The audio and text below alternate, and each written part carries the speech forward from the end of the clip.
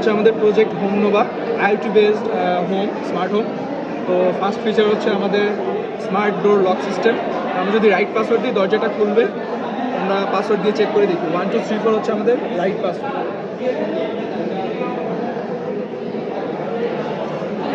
আমি দেখতেছি দরজা খুলে গেছে।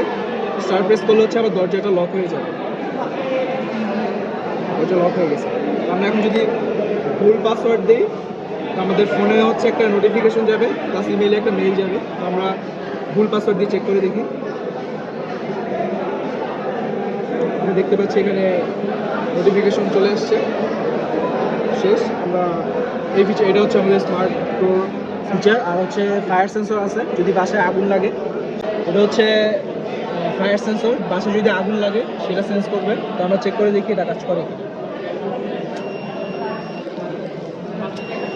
আমি দেখতে পাচ্ছি এখানে অ্যালার্ম দিচ্ছে। আমাদের আরেকটা সেন্সর আছে ফিচার, সেটা হচ্ছে গ্যাস সেন্সর। বাসায় যদি গ্যাস লিক হয় সেটা হচ্ছে গ্যাস সেন্স করবে। তো আমরা চেক করে দেখি।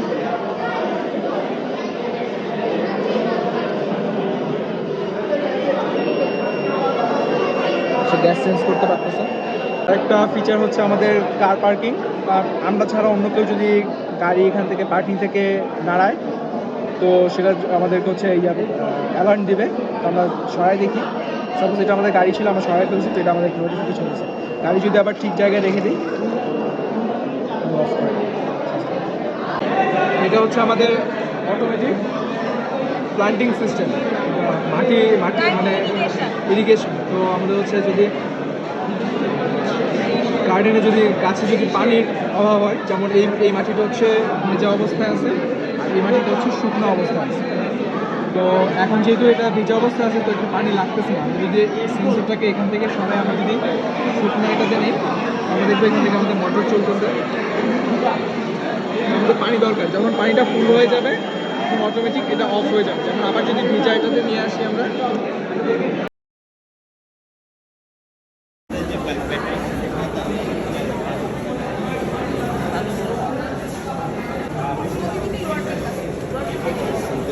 দেখবে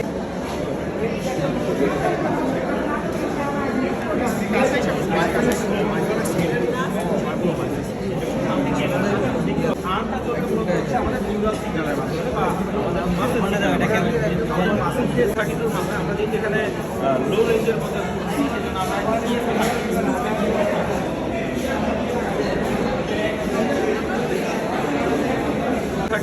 আমরা যেখানে লো রেঞ্জের মধ্যে সেজন্য আমরা